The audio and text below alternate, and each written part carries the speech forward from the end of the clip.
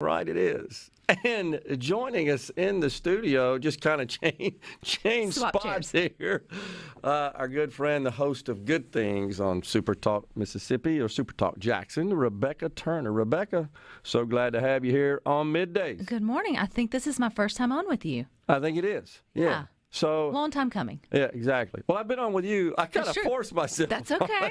I appreciate it. When we had some musical discussions with Perez in the producer's slot at that time, and always enjoy that. But you're here today to talk about your new podcast, Tired of the Wait, which also includes Amia actress Amia Edwards. Boy, I had a hard time getting that out for some reason. But this is a podcast that talks about physical, mental, and spiritual health. You have candid conversations about those. This is important to everybody. What was the catalyst for this? How'd you come up with this idea? Well, so many of you know that I've been a registered dietitian, or am a registered dietitian, but I've been one for over 10 years now, for almost a decade. Yeah. So it is my first passion and love. And man, over those last 10 years, I've seen it all. I've been through a lot with a lot of different patients and clients.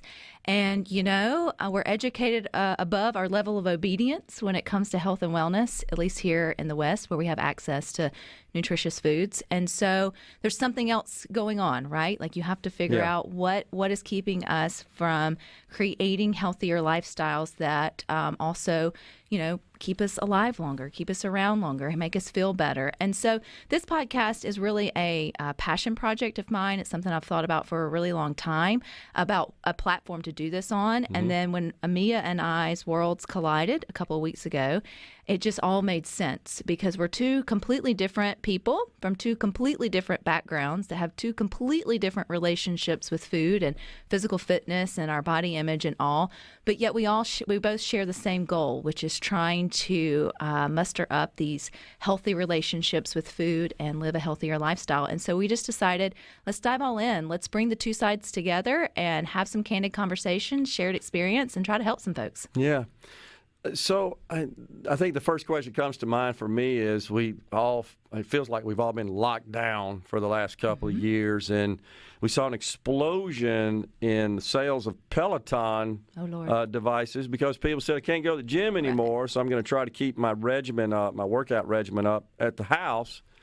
But not sure that's quite the same as folks have said, I got to get back to the gyms and got to go back to my normal routine. But how much did that really cause us to go backwards in terms of our physical, our mental, and our spiritual health? Well, we were all struggling prior to the pandemic, but I think that what the pandemic did for anyone is sort of exacerbate their coping mechanisms. So if you were a drinker to relieve stress, you probably found yourself reaching the bottle more than you wanted to. If you went for donuts and cupcakes when you get stressed, you probably found yourself sort of reaching those a little bit more. And being isolated, we were limited on the ways that we could get out, and just the calories that you burn from everyday living got cut down too, because you were no longer getting in your car, driving to work, walking upstairs, all that kind of stuff. So I don't know necessarily metrics over the last 2 years. I think the other part that came about it was too just the mental health aspect that we all suffer when we don't have those outlets that we enjoy or that connectivity. So I'm sure there's a compounding thing there, but I would go back before the pandemic even happened. Women's particularly have been suffering in silence for a really long time with their relationship with food and their outward appearance, and nobody has really been talking about it in terms of bringing it to light. Many of the young girls or young women that I work with, they don't know a life without being on a diet, but yet they still struggle to maintain a healthy weight. And then what is a healthy weight? What does that language even mean? And so where are we missing the mark in terms of cultivating a community or at least a culture that validates health at every size? What does that even look like? What does that mean?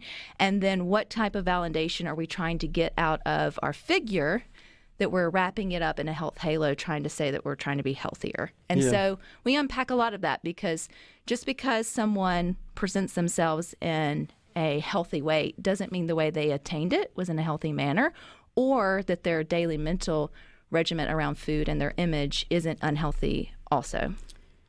You mentioned something a couple of times, and that is stress as a theme.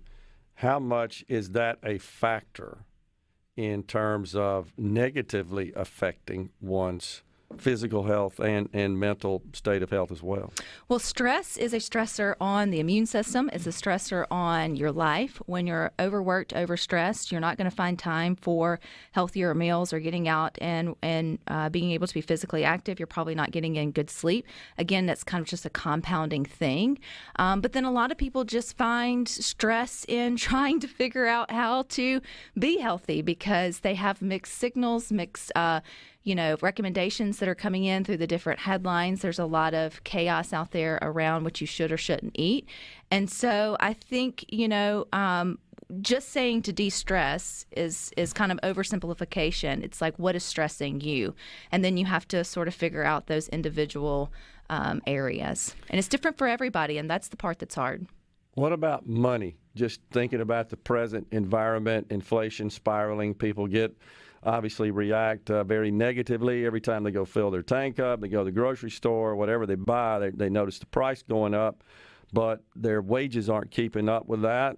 That seems to influence their stress levels, and then does that cause them to fall into an unhealthy state?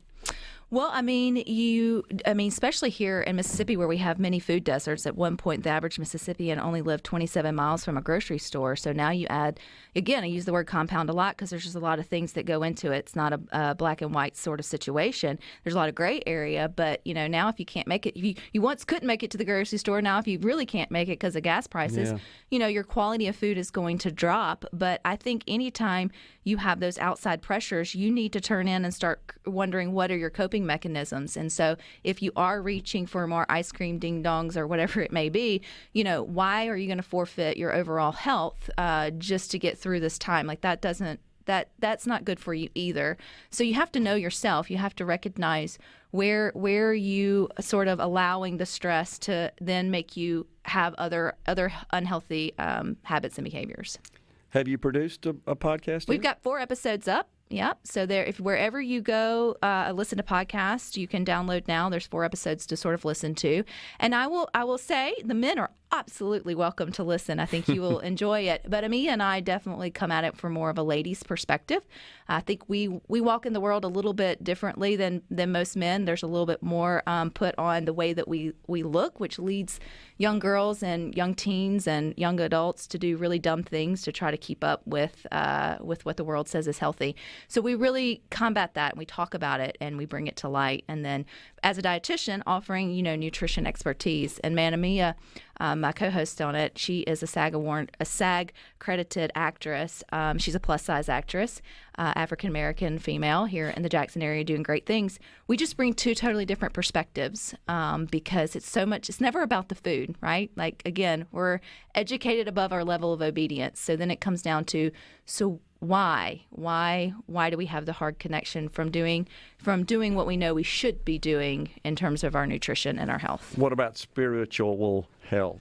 What do you talk about there, and what's kind of your focus? So, especially as both of us being faith-based individuals or Christians, I, as a dietitian, really want to bring in the connection that, taking care of our body is biblical truth, right? We were never called to perfect it. God always asked us just to care for our temple. We don't have to perfect it. That's a different mind shift. But also changing and challenging your prayer life around it. There's a lot of women who feel a lot of guilt, shame, and they go to God for forgiveness for their sweet tooth or for their inability to maintain a healthy weight. I don't think that's correct. I think there's a different perspective on that. You should go for help. God really doesn't care about the size of your thighs, right? But he cares that you care. And so when you change your mindset around your prayer life and what that looks like, and you can really manifest a more helpful, joyful way of caring for your body and not feeling like you have to perfect it. Yeah. Well, so it feels like then the goal is really to address kind of the balanced person, which you're trying to really achieve here. Yeah, we're definitely going past the plate and getting to deeper conversations. So while there is a lot of good nutrition expertise of mine given, there's also a lot of better questions being asked for you to mull over and think about that's beyond the plate. I got you. All right. Congratulations. Yeah, it's That's a lot awesome. of fun. Yeah. And tell us again where you can find it. Wherever you listen to podcasts, search for Tired of the Wait. That's spelled WEIGHT. If it's not your cup of tea, then send it to your wife or your sister friend or whoever it may be. This is really one for the ladies, and I'm passionate about it, so it'd mean a lot to me. Nice work. Rebecca Turner, the host of Good Things on SuperTalk Jackson. Thanks so much for coming on. Thank you. We'll be right back with more here on Middays. Stay with us.